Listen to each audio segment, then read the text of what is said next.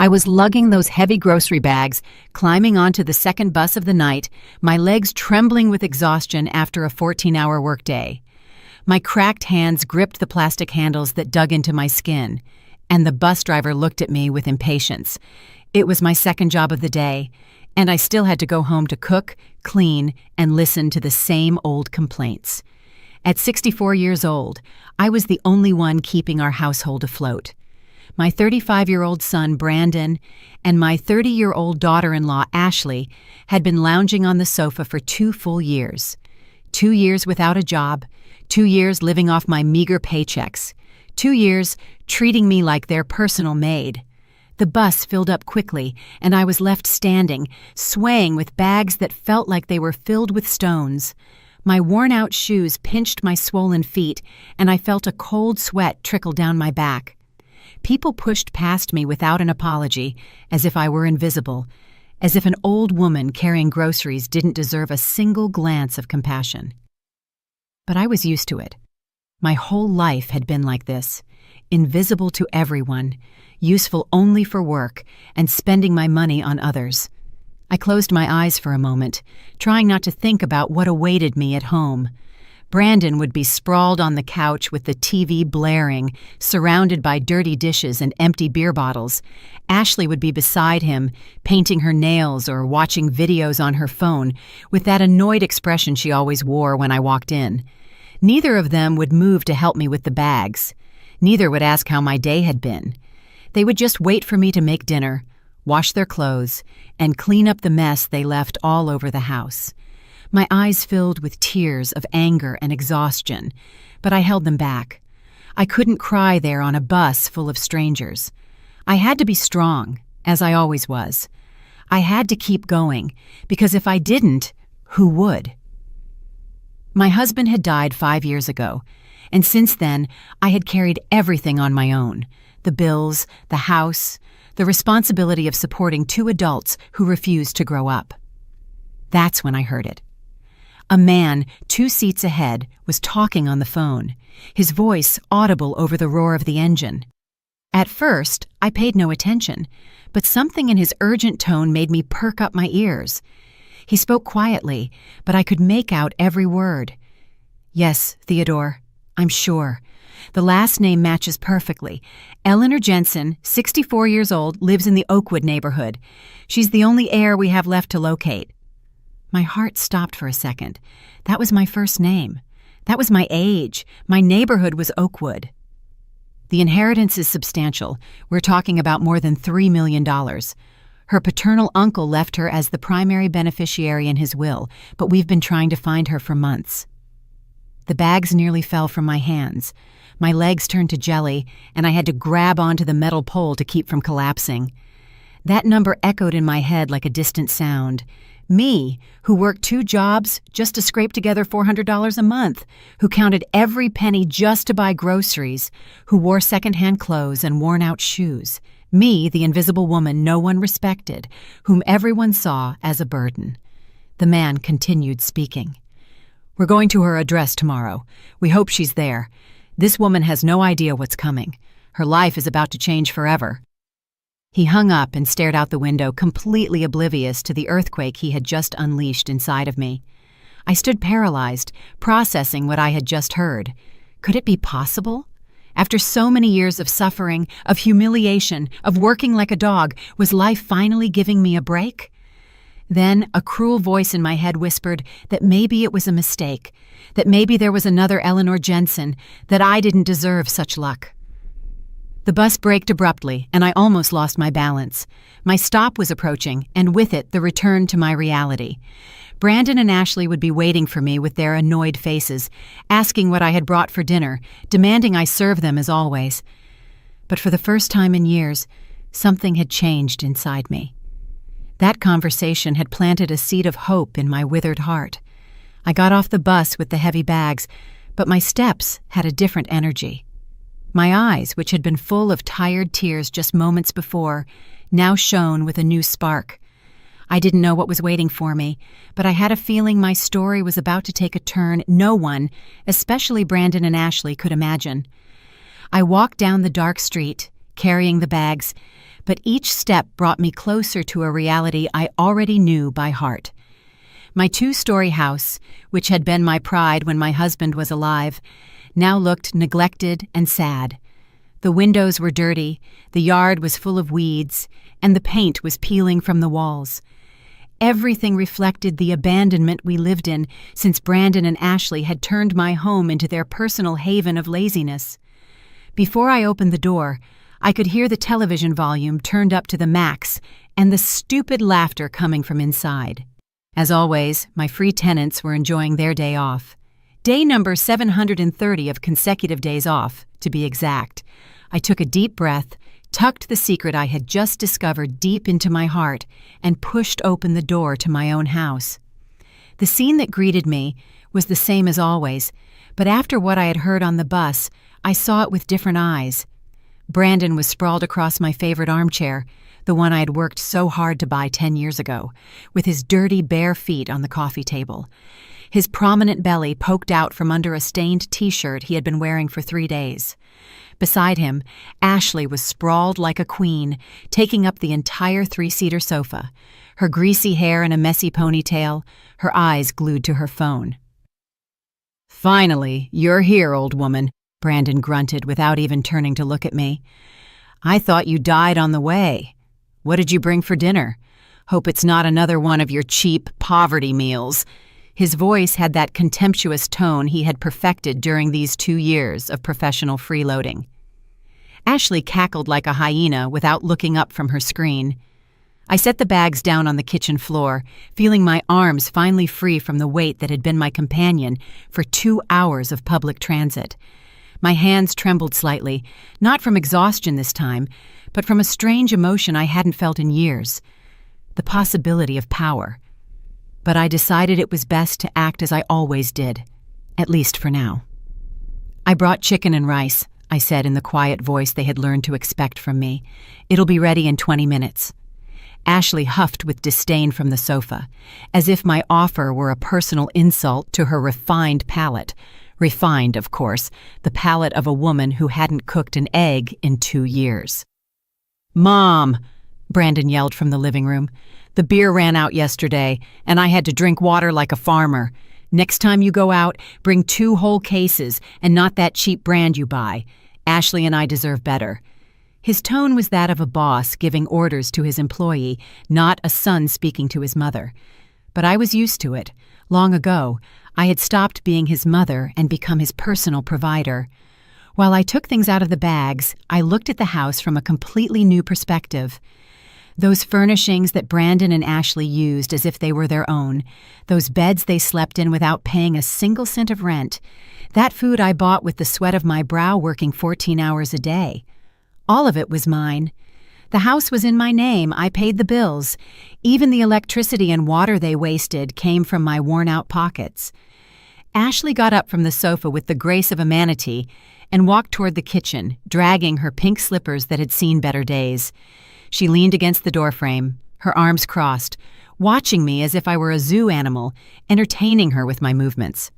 "Eleanor," she said with that malicious smirk I hated so much, "my mom told me that Mrs. Davis, your neighbor, got her daughter a job in an office. She makes about $500 a month. Imagine that. Meanwhile, you're out here working like crazy just to bring crumbs into this house." She laughed at her own comment, savoring every word that came from her venomous mouth. "That's why Brandon and I think it's time for you to look for a 3rd job. We need more money to live better. We can't keep eating chicken and rice every day like we're beggars." Her look of satisfaction made me sick. This woman, who hadn't lifted a finger in 2 years, who woke up at noon and went to bed watching TV, was demanding I work more to maintain her princess lifestyle. Brandon appeared in the kitchen, probably attracted by the scent of cruel conversation he enjoyed so much. He walked to the refrigerator, opened it, and stared inside with a look of disappointment, as if he expected to find a 5-star banquet instead of the food scraps I bought with my tips. "Look at this, Ashley," he said, pointing to the almost empty refrigerator. "This is what happens when a useless old woman manages the household money. There's nothing worth eating in here. My friends laugh at me when I tell them how we live. They say my mom's a failure who could never give us a decent life." His words cut me like knives, but this time they didn't hurt like before. This time, behind the pain, something stronger was growing in my chest, a certainty, a silent promise that everything was about to change very soon. While he was talking, I remembered the voice of that man on the bus. Her life is about to change forever. Brandon's right, Ashley continued, emboldened by her accomplice's support. Look how you live, Eleanor. Worn-out shoes, old clothes, working like a slave. Don't you feel embarrassed? At your age, I would have already found a way to live better, but I guess some people are just born to be poor and settle for scraps. She moved closer to me with that cruel smile she had perfected during these years of forced cohabitation. That's why we're here, to take care of you, to make sure you don't do any more stupid things with the little money you bring in. We're like your guardians, you know? Without us, you'd probably be living on the street already.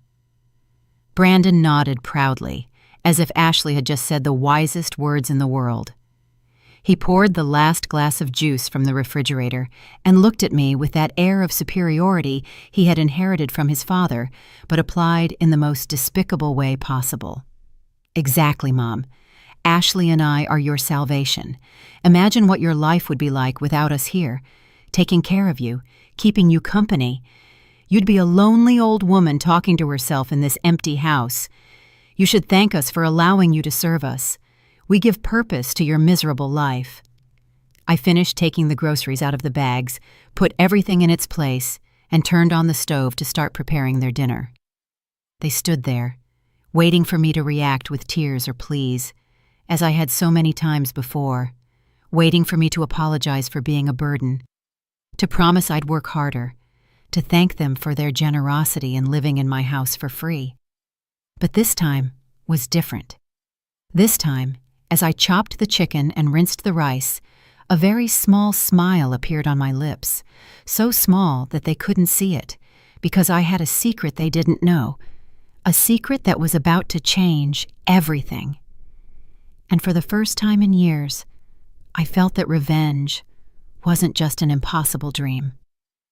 The next morning arrived like every other during these 2 hellish years. My alarm clock rang at 5 o'clock in the morning, and I got out of my hard, cold bed to start another 14-hour workday.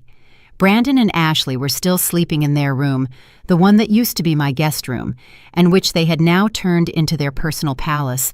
I could hear their snores through the thin walls, the sounds of 2 people sleeping without worries, without responsibilities, without a shred of guilt for the life they led. I put on my work uniform, that white blouse I had washed so many times it looked gray, and my black skirt that had a small hole in it. A tear I had mended with a different color thread because I didn't have money to buy one that matched. My black shoes, the only pair I owned, were so worn out that I could feel the cold pavement through the broken soles. But today was different. Today, as I looked at myself in the bathroom mirror, I saw something new in my eyes, a spark that had been extinguished for years. I left the house in silence as I always did, so as not to wake the royalty of laziness. The cold morning air hit my face, but I walked toward the bus stop with firmer steps than usual. During the entire trip to my first job, I couldn't stop thinking about that conversation I had overheard. Could it be true?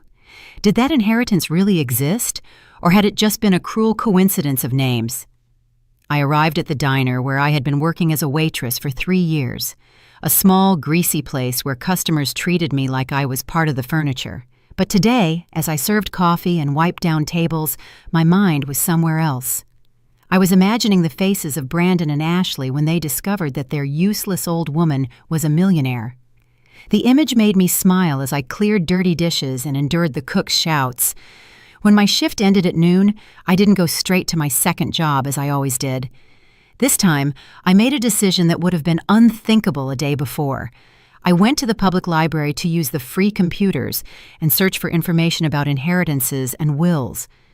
I needed to know if what I had heard could be real. For 2 hours, I read about legal processes, heir finders, and cases similar to what might be mine. My heart beat faster with every page I read. Everything seemed to indicate that these things did happen in real life, that there were companies specializing in finding lost heirs, that multi-million-dollar inheritances from distant relatives weren't just things in movies. When I arrived at my second job, an office building I cleaned after everyone had gone home, I had a completely different energy. As I vacuumed and emptied wastebaskets, my head was buzzing with plans. If it really was true, if I was really going to receive that amount of money, what would be the first thing I'd do? How would I react to Brandon and Ashley? Would I give them a chance to redeem themselves, or would I kick them out immediately? I got home after 10 o'clock at night, later than usual because of my stop at the library. The scene that greeted me was even worse than the day before. Brandon and Ashley had decided to invite some of their lazy friends over, and my living room was full of people I didn't even know, drinking my beer and eating my food. "Look who's here!" Ashley yelled in a slurred voice. She had clearly been drinking since earlier. "The queen of cleaning! The woman who works so much she can't even get home in time to serve her family." Her friends cackled like hyenas, all of them women my age who seemed to have found the secret to living without working. Brandon was sitting in my favorite armchair, surrounded by 3 men who seemed to be even more run-down versions of himself. They all had that lost look of someone who hadn't done anything productive in years, that empty arrogance of someone who mistakes laziness for intelligence. "Friends, I'd like you to meet my mom," Brandon said with a mocking smile. "The woman who supports Ashley and me because we're too smart to work in slave jobs like her. Isn't she adorable?" His friends laughed heartily, as if he had just told the funniest joke in the world. A heavy-set woman with dyed red hair came toward me, a glass in her hand, swaying slightly. "Oh, honey, you're such a martyr, working so hard at your age to support these boys. To be honest, if I were you, I would have kicked them out already, but I guess you just don't have the backbone to do something like that." "But my mom is so nice," Ashley interrupted from the sofa, with that syrupy voice she used when she wanted to be especially cruel. "So nice that she even lets us live in her humble little house for free. Right, Eleanor? Tell my friends how much you make a month so they know what economic level we're talking about." The silence that followed was deafening.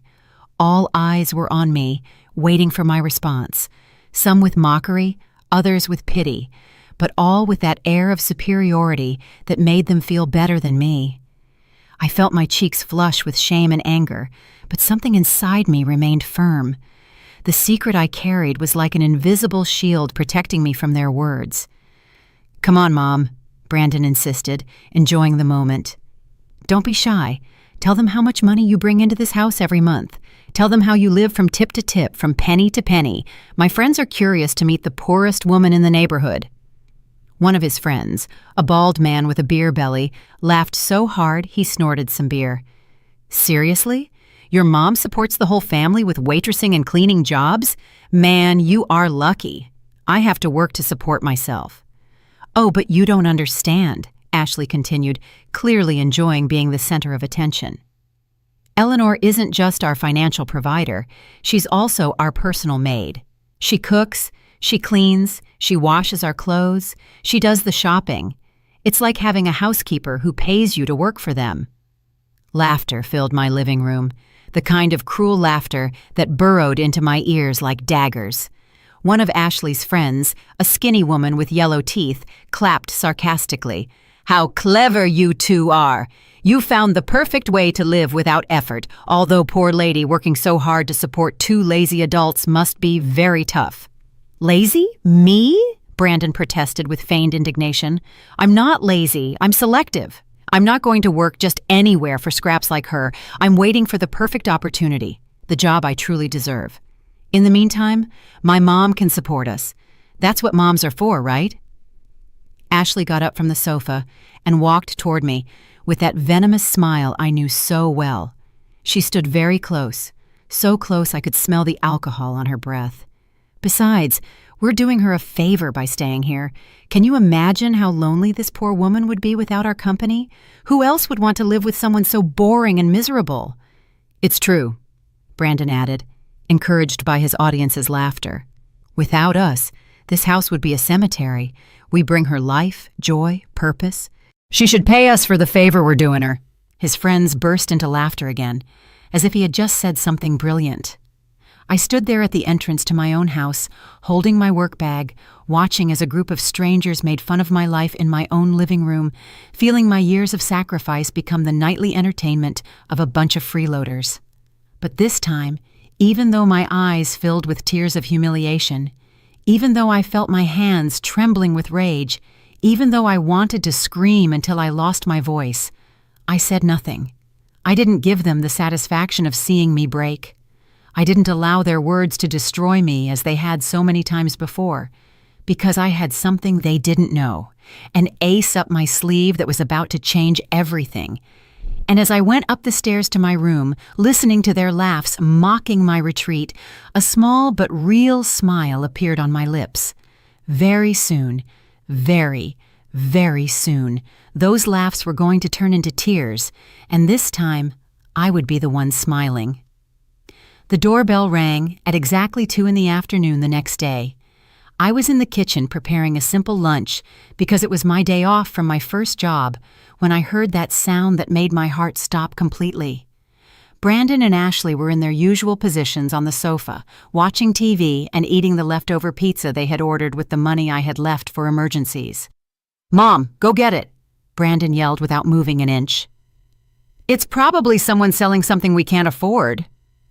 Ashley laughed at his comment as if he were the most witty person in the world. Neither of them had the slightest idea of what was about to happen. I walked to the door with trembling legs, wiping my sweaty hands on my old apron. Through the frosted glass, I could see the silhouette of an elegant man in a dark suit. My breathing accelerated so much I thought I was going to faint right there. Could it be him? Was it the person who had been talking on the phone on the bus? I opened the door slowly and there he was, a man around 50 with perfectly styled gray hair, an impeccable black suit, and a professional yet kind smile. In his hand was a leather briefcase that seemed to contain important documents. Beside him was a younger man, also formally dressed, who appeared to be his assistant. "Mrs. Eleanor Jensen?" the older man asked in a clear, polite voice. His accent was refined, completely different from the voices I was used to hearing in my neighborhood. "My name is Peter Wallace. I'm a lawyer specializing in estates. This is my colleague, Theodore Vance. Could we speak with you privately? We have some very important news to give you." My knees almost buckled when I heard their names. Peter and Theodore, the same names I had heard in that phone conversation that had changed my world. It wasn't a dream. It wasn't my imagination. It was real. All of it was completely real. "Of course," I managed to whisper, though my voice sounded like a croak. "Come in, please." I invited them in, but at that moment, I remembered the disaster Brandon and Ashley had left in the living room. Dirty dishes, empty bottles, clothes scattered everywhere. My house looked exactly like what it was, the refuge of 2 irresponsible adults living like eternal college kids. Peter and Theodore walked in, and their eyes immediately scanned the living room. I could see their expressions change slightly when they saw Brandon and Ashley sprawled on the furniture like 2 seals on a beach. My son was wearing the same dirty t-shirt from yesterday, and Ashley was in pink sweatpants stained with food that she seemed not to have taken off in days. "Who are you guys?" Brandon asked with his characteristic lack of manners, looking at the lawyers as if they were aliens. "Mom, I hope you haven't gotten yourself into some debt. We don't have money to pay for anything." Ashley sat up on the sofa, trying to fix her greasy hair with her hands. For the first time in months, I saw her nervous, probably because the presence of these elegant men made her conscious of how bad she looked. "Eleanor, what's going on here? Why are there strangers in our house?" Peter looked at me with an expression that mixed professionalism with compassion. He had clearly understood the family dynamic that existed in my home. "Mrs. Jensen, it would be better if we spoke in a more private place. What we have to discuss is of a confidential and very delicate nature." "No," Brandon interrupted, getting up from the armchair with clumsy movements. "If it has to do with my mom, it has to do with me. I'm her son, and Ashley is my wife. We're a family. There are no secrets here." His tone had become aggressive, as always when he felt he was losing control of a situation. Peter exchanged a meaningful glance with Theodore and then looked directly into my eyes. "Mrs. Jensen, are you sure you want these people to be present during our conversation? What we are about to reveal is very sensitive information." Something inside me awakened at that moment. A strength I hadn't felt in years, a courage I thought was lost forever. I looked at Brandon and Ashley, who were watching me with that familiar mix of curiosity and arrogance. I thought of all the years of humiliation, of all the nights I had cried in silence, of all the times they had treated me like their personal maid. "Yes," I said in a voice firmer than I had used in a long time. "I want them to stay. I want them to hear everything you have to say to me." Because deep in my heart, I knew that what I was about to hear was going to be the sweetest moment of my life, the moment Brandon and Ashley would discover they had been mistreating the wrong person. Peter nodded and opened his briefcase with precise movements. He took out a thick folder full of documents that looked very official. The silence in the living room became so thick you could cut it with a knife. Even the television had been silenced, as if the universe itself wanted to witness this historic moment.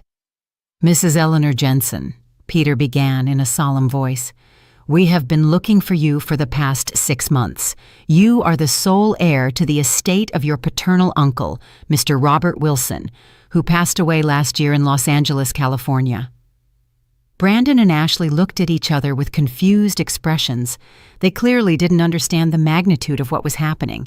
To them, the word inheritance probably meant some old furniture or maybe a few $100s. "Robert Wilson," I murmured, feigning surprise, although my heart already knew the answer. I haven't heard from him in more than 30 years. I didn't even know he had died.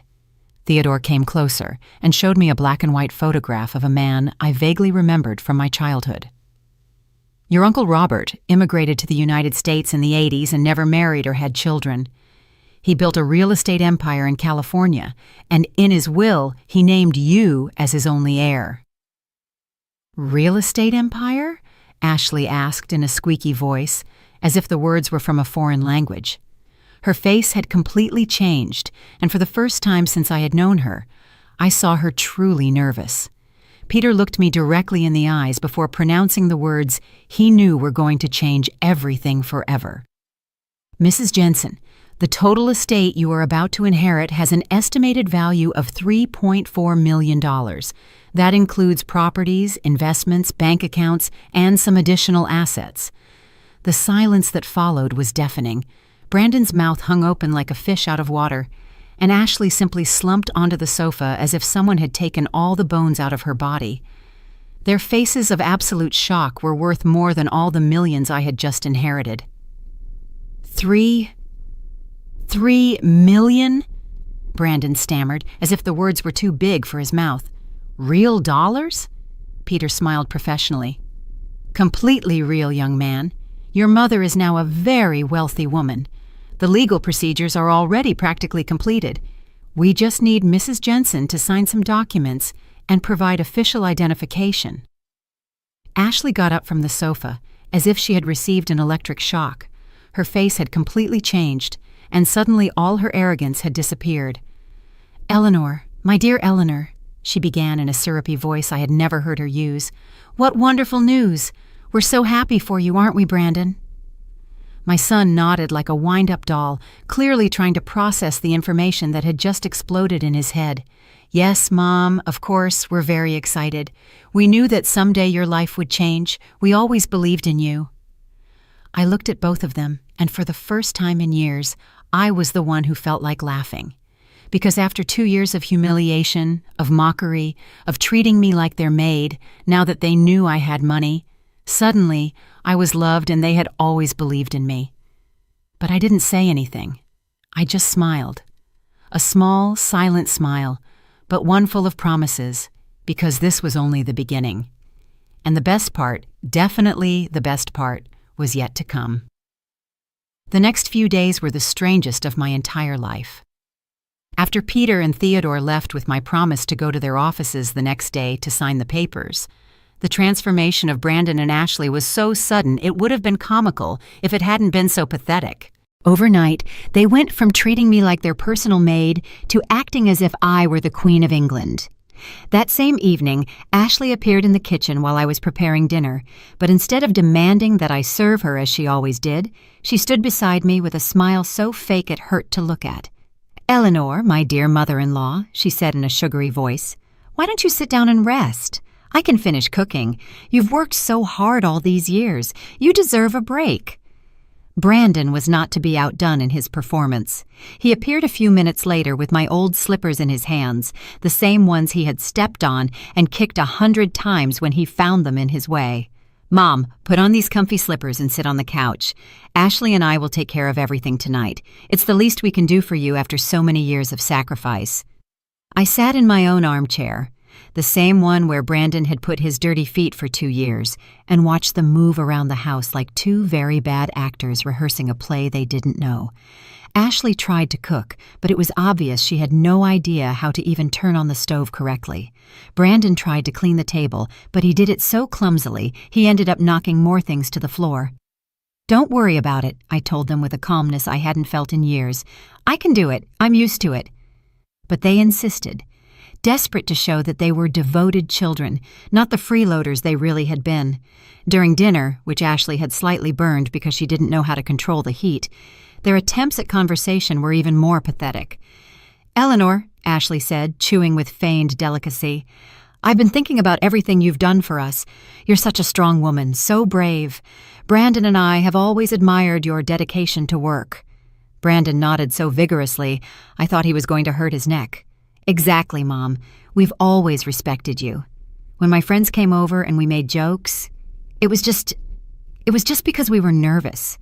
We knew you were special, that something big was going to happen to you. We were right, weren't we?"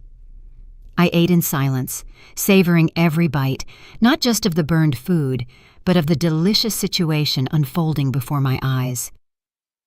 They didn't know that I had overheard the conversation on the bus before the lawyers arrived. They thought the inheritance had been a surprise for me, too. They had no idea I had had days to plan exactly what I was going to do. The next day, when I returned from Peter's offices with all the papers signed and the bank accounts activated, Brandon and Ashley were waiting for me in the living room, like two eager puppies waiting for their owner.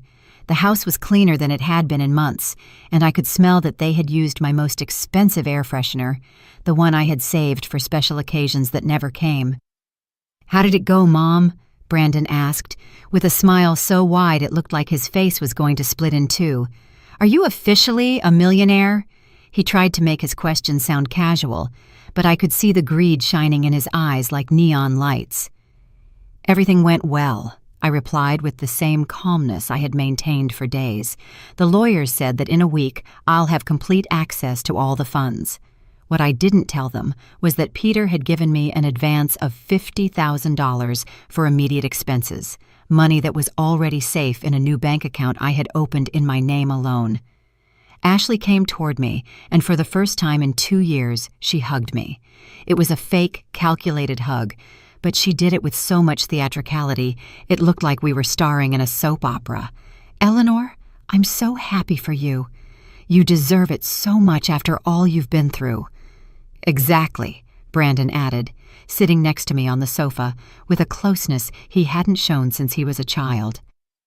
"Ashley and I have decided that we're going to take care of you better than ever. We're going to make sure you don't have to worry about anything. We're going to manage your money, protect you from people who try to take advantage of you." There it was, the real reason behind their entire performance. It wasn't filial love. It wasn't regret for how they had treated me. It was pure and simple ambition to control my money. They wanted to become my managers to continue living off my work, but now with a much more generous budget. "We've been doing some research," Ashley continued with feigned enthusiasm. "We think you should buy a bigger house in a better neighborhood, a house where we can all live comfortably with enough space for a family like ours." "And a new car?" Brandon added, his eyes sparkling with greed.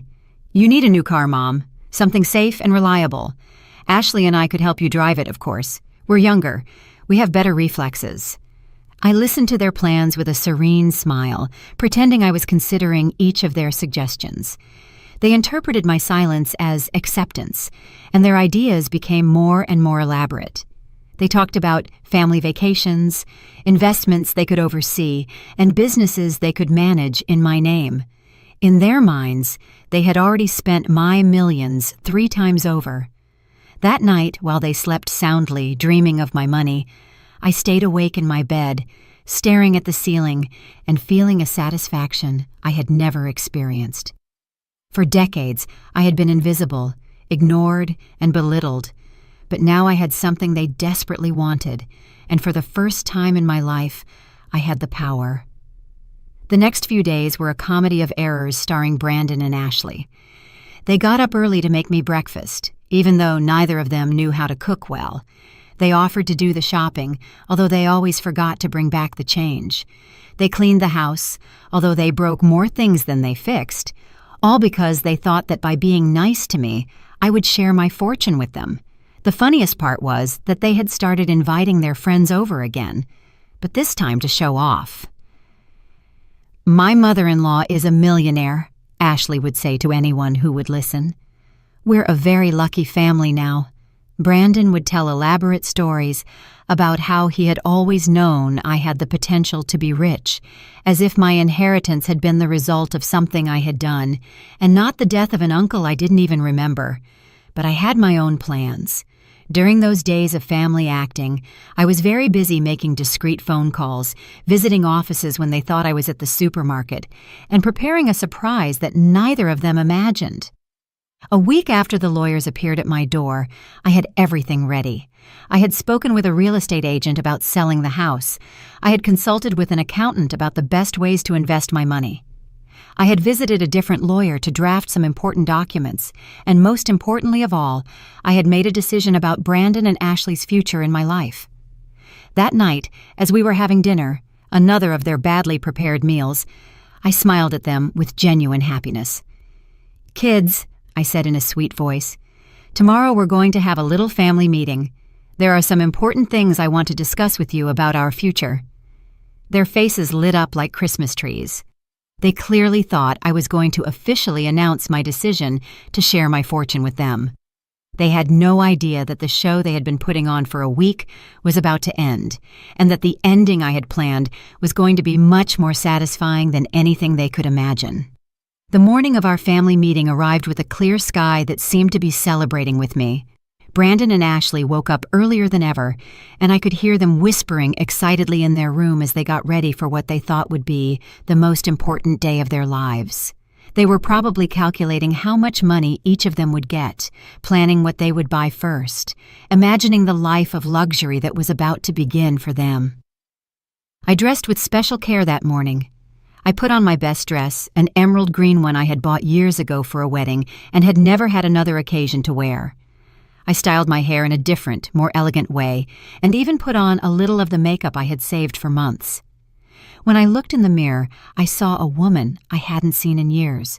A woman with dignity, with power, with control over her own life. Ashley greeted me in the kitchen with a smile so wide it looked like her face had been put on backward. "Eleanor, you look beautiful today. That dress looks wonderful on you. Is it new?" Of course it wasn't new. She had seen me wear it before. But now that I had money, everything of mine seemed different to her, more valuable, more worthy of positive comments. "Thank you, Ashley," I replied, with a smile she interpreted as gratitude, but which was really pure anticipation. "You both look very nice today, too." And it was true. Brandon had put on a button-down shirt I didn't remember seeing in months, and Ashley was wearing a yellow dress she had probably rescued from the back of her closet for the special occasion. We had breakfast together like a normal family, something we hadn't done in years. They talked animatedly about the weather, about the news, about anything that would keep the conversation light and pleasant. It was obvious they were nervous, but also excited. Every now and then, they would look at each other conspiratorially, like two plotters about to receive the grand prize of the lottery. After breakfast, we sat in the living room. I took my favorite armchair, the same one where Brandon had put his dirty feet for 2 years. and they made themselves comfortable on the sofa across from me like two students waiting for the results of an exam they knew they had passed with flying colors. "Well," I began in a calm voice, "as you know, my life has changed completely in the last week. This inheritance has been a blessing I never expected, and I've had time to think a lot about what I'm going to do with this opportunity." Brandon leaned forward, his eyes shining with anticipation. "Of course, Mom. You've worked so hard your whole life. You deserve to enjoy this money. Ashley and I are here to support you in any decision you make." "Exactly," Ashley added in a syrupy voice. "We're a family, and families support each other. What's yours is ours, and what's ours is yours. It's always been that way between us." Their ability to rewrite history was so impressive I almost felt like applauding. I nodded slowly, as if I were deeply considering their words. "You're right about families. Real families support each other. They respect each other. They take care of each other. They work together to get ahead." I paused dramatically, enjoying the anticipation that was building on their faces. "That's why I've made some important decisions." Their smiles grew even wider, if that was possible. Brandon rubbed his hands together as if he could already feel the bills between his fingers. Ashley settled into the sofa with the posture of a queen awaiting her coronation. "First," I continued in a clear, firm voice, "I've decided to sell this house. It's too big for one person, and frankly, it holds too many painful memories." Their smiles flickered slightly, but they recovered quickly. They probably thought we were all going to move into a mansion together. "Second, I've bought a new house, a beautiful house in a quiet neighborhood with a garden and a view of the park, a house where I can start a new chapter of my life." Ashley clapped her hands like a little girl, and Brandon gave a thumbs-up gesture of approval. "Third," I said, and here my voice became a little more serious, "I've decided to make some important donations. I'm going to give money to organizations that help working women, to seniors who live alone, to people who really need a second chance at life." "How noble of you, Mom," Brandon said, though I could detect a slight nervousness in his voice. "But don't donate everything.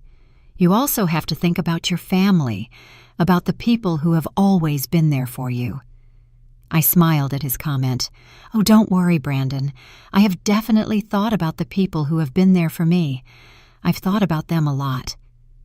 I got up from my armchair and walked to the window, turning my back on them for a moment so they couldn't see the smile that was spreading across my face. "In fact," I continued, turning to face them again, "I've thought so much about the two of you that I've made a very special decision about your future." Their eyes lit up as if it were Christmas and their birthdays at the same time. "I've decided that it's time for you to learn to be independent. It's time for you to discover how wonderful it feels to work, to earn your own money, to build your own life with your own two hands." The atmosphere in the room changed subtly. Their smiles froze, as if they weren't sure they had heard correctly. "What exactly do you mean, Mom?" Brandon asked in a cautious voice. "I mean that my new house has only 2 bedrooms, one for me and one for occasional guests. There's no space for permanent residents." The words fell into the silence like stones into a calm lake. Ashley laughed nervously. "But Eleanor, surely you can buy a bigger house. With $3 million, you can afford a huge house where we can all live comfortably." "I could," I admitted, "but I don't want to. You see, these last few days have been very revealing for me. I've had time to reflect on the last 2 years, on how I've been treated in my own house, on what family really means." Brandon stood up abruptly, and I could see his kind face slowly disappearing. "Mom, I don't understand what you're getting at. We are your family. We've taken care of you all these years." "Taken care of me?" I repeated, and for the first time in weeks, I let some of my true emotion leak into my voice. "Is that what you call what you've done? Because I remember things very differently." Ashley stood up too, and I could see genuine panic starting to form in her eyes. "Eleanor, I think you're confused. Maybe the stress of this whole situation is getting to you. Brandon and I have always treated you with respect and affection." I walked to a side table where I'd placed a small box that morning. I opened it slowly and took out a thick envelope. "How interesting that you mention respect and affection," I said, holding the envelope in my hands.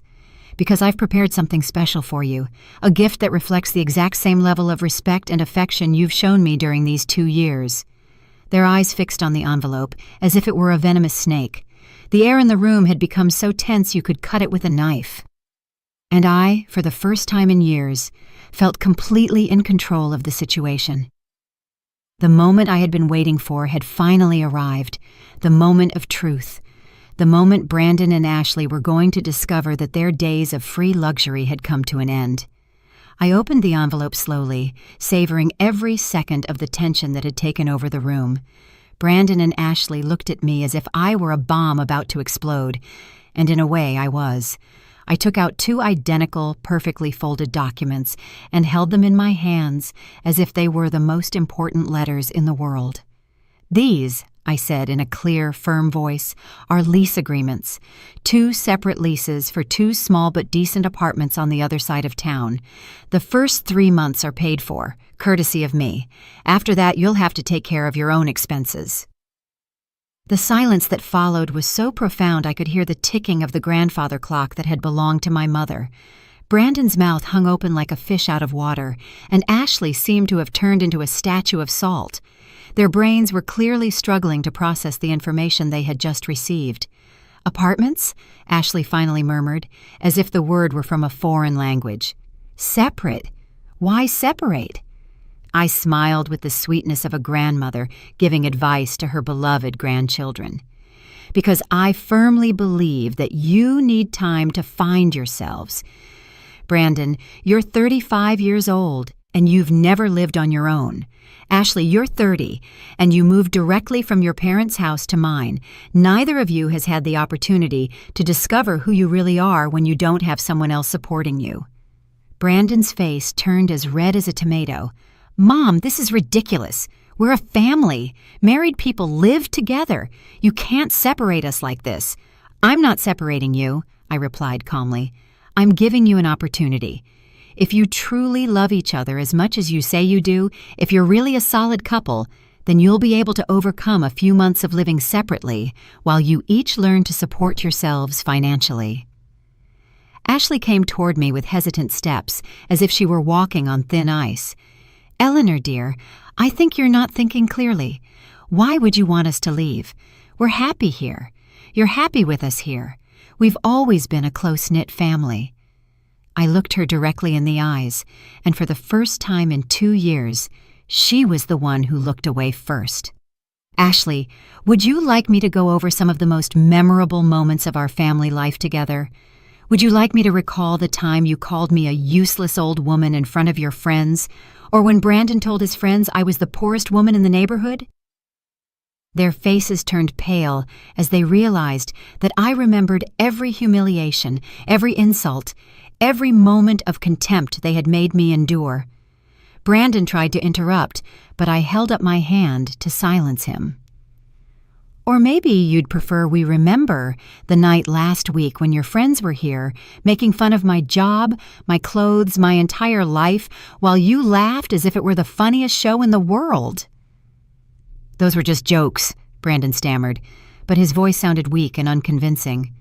"We weren't serious. We were just playing." "Playing?" I repeated, and let a little ice seep into my voice. 2 years of constant mockery was a game? Treating me like your personal maid was fun? Spending my money while you called me a failure was your form of entertainment? Ashley tried to get closer, but I took a step back. "Eleanor, if we hurt you, it was by accident. Maybe sometimes we were a little harsh, but it was because we were stressed. Not having a job is very difficult, and sometimes people say things they shouldn't." "By accident?" I asked, and laughed for the first time in the conversation. It wasn't a happy laugh. It was a laugh full of years of accumulated pain. "Ashley, you made an art out of humiliating me. You were creative, consistent, and very deliberate." Brandon walked to the table where I had left the lease agreements and picked them up with trembling hands. "Mom, these apartments are in the cheapest neighborhood in town. They're horrible places. We can't live there." They are perfect places for people who are starting their independent lives, I replied. They're safe, clean, and completely adequate for someone who is going to work to pay their own rent. Work! Ashley yelled as if I had uttered a blasphemy. Eleanor, you have $3 million. You can support us comfortably for the rest of our lives. Why would you want us to suffer by working when it's not necessary? I looked at her with a mix of astonishment and pity. Why would I want you to work? Maybe because for 2 years you watched me work 14 hours a day to support you and you never once offered to help. Maybe because I think work would give you dignity, purpose, and something to be proud of. But we're family, Brandon insisted, and I could hear genuine desperation in his voice. Families support each other. You have the ability to support us, so you should do it. You're right about families, I admitted. Families do support each other, but support doesn't mean one person works like a slave while the other two live like freeloaders. Support means reciprocity, respect, mutual contribution. Ashley collapsed onto the sofa as if her legs could no longer hold her. I can't believe you're doing this. After everything we've been through together, after all the time we've spent as a family, you're kicking us out onto the street as if we were strangers. I'm not kicking you out onto the street, I corrected. I'm giving you apartments paid for 3 months and the opportunity to build your own lives. It's more generosity than you showed me when I needed understanding and respect. Brandon crumpled the lease agreements in his hands and threw them to the floor with a dramatic gesture. We're not leaving. This is our house too. We've lived here for 2 years. We have rights. I walked to another table where I had prepared more documents that morning. I took out a folder and opened it calmly. How interesting that you mention legal rights, Brandon, because it turns out I also consulted with a lawyer about that situation.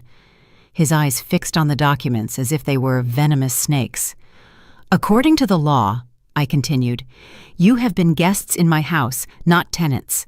You have no lease agreement, you don't pay rent, and you have no legal right to remain here if I don't want you to stay. Ashley got up from the sofa with abrupt movements. This is revenge. You're being cruel and vindictive. The money has changed you, Eleanor. You've become a horrible person. I looked at her with a serene smile I had practiced in front of the mirror for days. You know what, Ashley? You're right. The money has changed me. It has given me something I hadn't had in years, the ability to choose how I want to be treated. And I have chosen that I don't want to be treated like your personal maid ever again. The air in the room was charged with tension, anger, and a growing desperation on the part of Brandon and Ashley. But I felt calmer and more powerful than I had in decades, because finally, after years of humiliation, I was in control, and the best part of all was that they hadn't yet heard the best part of my plan. Brandon picked up the crumpled contracts from the floor and smoothed them out with trembling hands, as if by doing so he could magically change the words that were written on them. Mom, you have to reconsider this. We're your only family. What are you going to do without us? Live alone in that new house like a hermit? Ashley wiped away tears that seemed to be more of anger than sadness. Eleanor, if you kick us out, you're going to regret it. You're going to be alone, completely alone. No one will visit you. No one will take care of you when you get sick. No one will be there when you need help. Her veiled threats would have terrified me a week ago, but now they only caused a mixture of pity and amusement. You know what's funny about what you just said, Ashley? You're describing exactly the life I've been living for the past 2 years. Alone, with no one to take care of me, with no one there when I need help. The only difference is that now I won't have to financially support the people who ignore me. I walked toward the window and looked outside, where I could see my neighbor, Mrs. Davis, watering her plants in the garden. Mrs. Davis, who always greeted me with a genuine smile when I came home tired from work. Mrs. Davis, who had offered me help more times in 2 years than Brandon and Ashley had in their entire lives. Besides, I continued without turning around, you seriously underestimate how many people there are in the world who know what it means to work hard, who understand the value of dedication and effort. I have experienced more genuine kindness from strangers who helped me with my grocery bags than I have received from you at home. Brandon came up behind me and put a hand on my shoulder, a gesture that would have been comforting coming from a son who truly loved me, but which from him felt manipulative and desperate. Mom, I'm sorry. Ashley and I are so sorry. If we did something that hurt you, it was without realizing it. We can change. We can be better. I turned to face him, and I could see his eyes were genuinely moist. But it wasn't regret I saw there. It was pure panic at the possibility of having to work for a living. Brandon, do you know how many times in these 2 years I thought about asking you to help me with something? How many times I wanted to tell you I was tired, that I was hurt, that I needed you to show me a little affection? His hand slid off my shoulder. Mom, you never said you needed help. I never said I needed help, I repeated, and my voice rose slightly.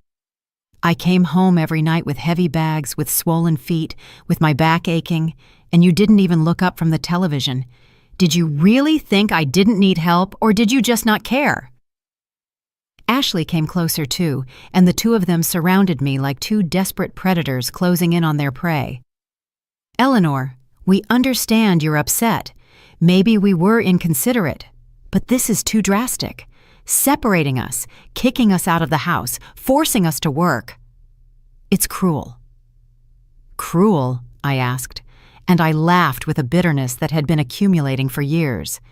You want to know what's cruel? Cruel is coming home after a 14-hour workday and finding two healthy adults sprawled on the sofa, complaining that the food I brought isn't good enough. Cruel is working 2 jobs to pay the bills while I listen to you call me a failure. Cruel is washing the clothes of people who tell me I'm useless. Cruel is buying beer for people who invite their friends over to make fun of me in my own house. But we didn't know, Brandon began, but I interrupted him with a wave of my hand. Yes, you did, I said firmly. You knew exactly what you were doing. You enjoyed doing it. You turned it into entertainment for your friends. And now that you find out I have money, you want me to forget all that as if it never happened? Ashley changed tactics and became dramatic, putting her hands on her heart like a soap opera actress. Eleanor, we're family. Family forgives. Family doesn't abandon its members when they make mistakes. You're right about forgiveness, I admitted. That's why I'm giving you apartments paid for 3 months, instead of kicking you out on the street today. That's why I'm not charging you for 2 years of food, housing, and utilities. That's forgiveness. Brandon became desperate, and his mask of a repentant son began to crack. But the money is enough for everyone. $3 million. We could live comfortably for the rest of our lives. Why do you have to be so selfish? There it was, the word I had been waiting for. Selfish. Selfish, I repeated slowly. Brandon, for 2 years I spent every cent I earned on keeping this house and feeding 3 people. I worked until my hands were cracked and my feet were swollen so you could live without a care. And now that I finally have the opportunity to enjoy something for myself, I'm selfish for not wanting to continue supporting you? Ashley became furious, and her entire act of a concerned daughter-in-law disappeared like smoke.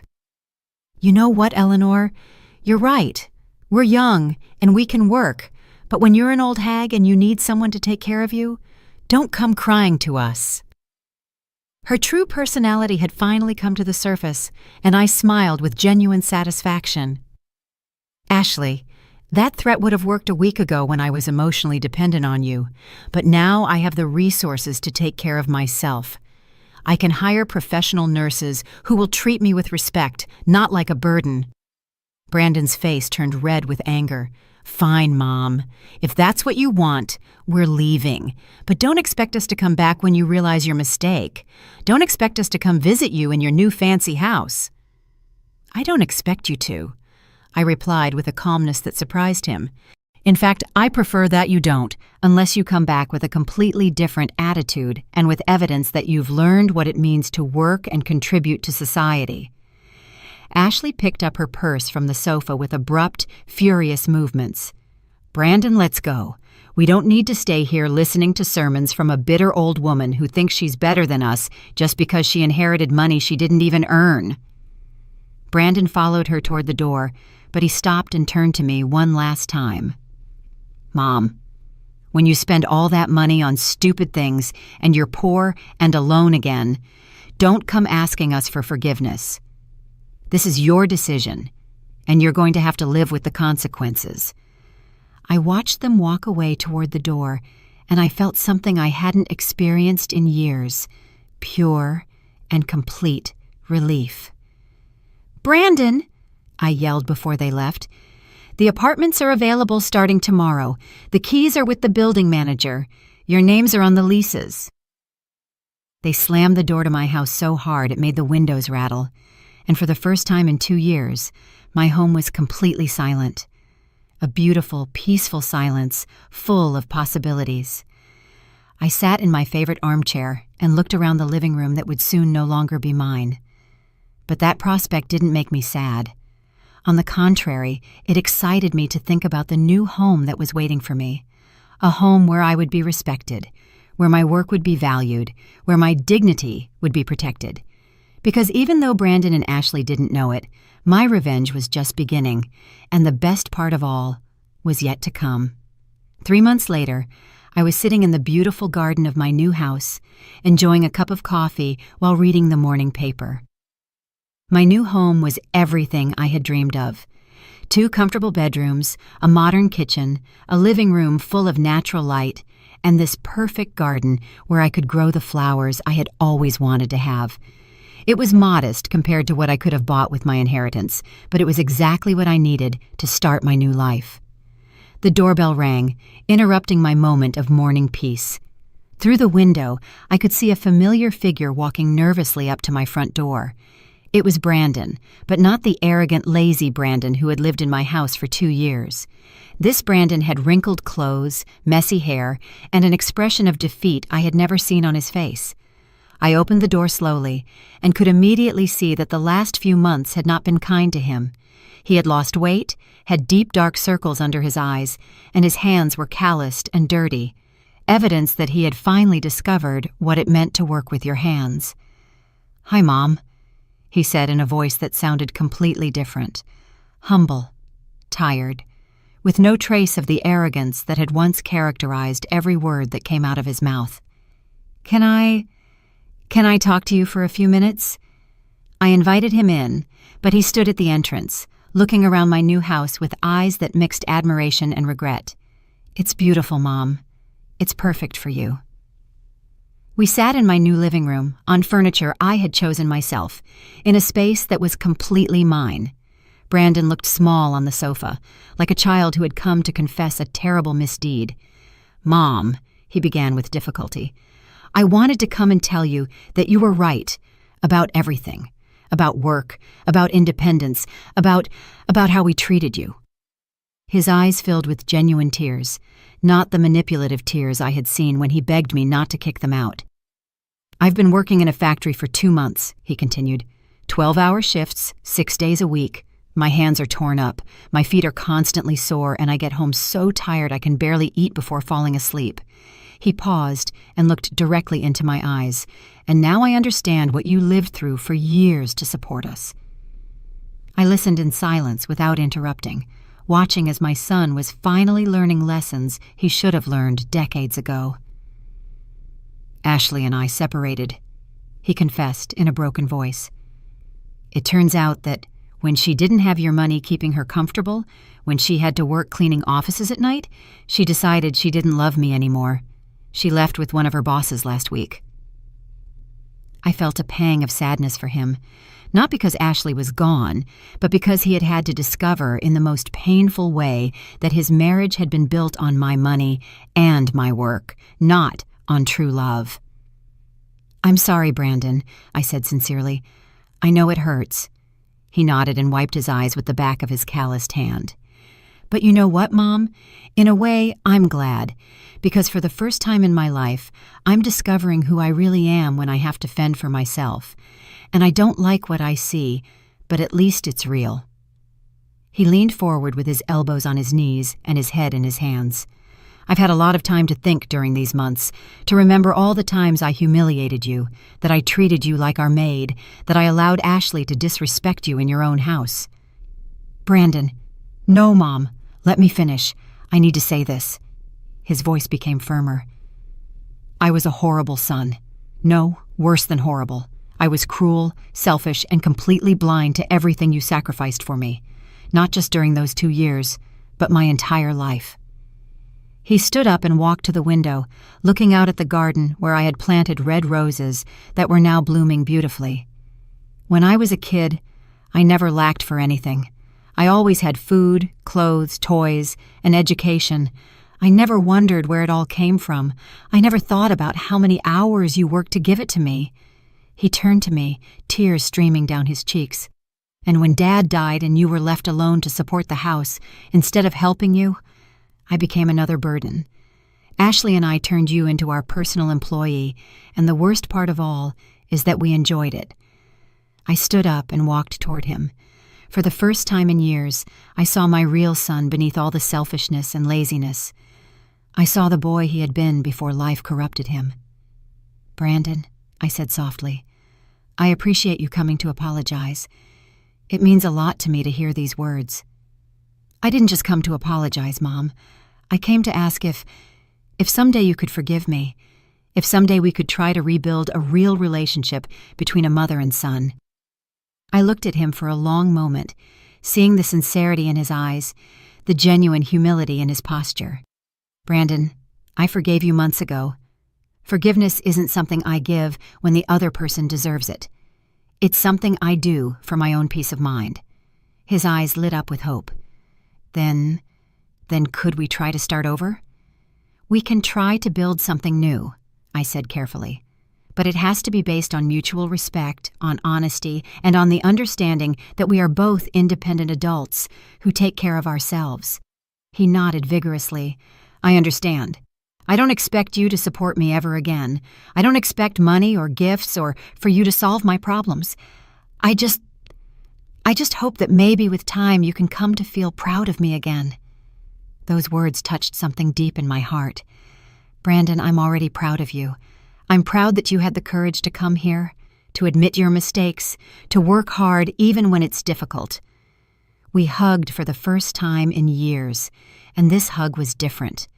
It wasn't the manipulative hug of someone who wanted something from me. It was the hug of a son who finally understood his mother's worth.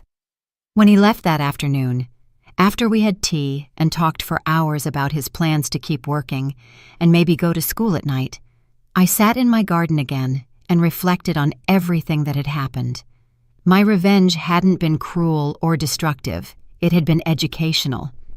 I had given Brandon and Ashley exactly what they needed: the opportunity to grow, to learn, to discover who they really were when they didn't have someone else solving their problems. Ashley had chosen the easy path again, finding another man to support her. But Brandon had chosen the difficult path, the path of personal growth and responsibility. As the sun set over my perfect garden, I remembered Peter's words the day I received my inheritance. Your life is about to change forever. He was right, but not just because I had money now. My life had changed because I had learned that respect isn't begged for. It's demanded. That true love is shown through actions, not empty words. And that sometimes the greatest kindness you can show someone is to force them to face the consequences of their decisions. My inheritance hadn't just given me financial security. It had given me something much more valuable: the strength to value myself, to demand the respect I deserved, and to build relationships based on real love, not on financial convenience. And as the sun went down over my perfect garden, I smiled, knowing that I had made the right decisions, that I had used my second chance at life not to get cruel revenge, but to teach with love the most important lesson of all, that human dignity is priceless and that it's never too late to start a new life. Did you like my story? And which city are you listening from? Let's meet in the comments. If you liked the story, you can support me by sending a super thanks so I can keep bringing more stories like this. Thank you so much for your sweet support. I'm looking forward to your comments on the story. On the screen, you can see 2 new life stories that I highly recommend. There's so much more on my channel. Don't forget to subscribe. See you in the next life story with love and respect.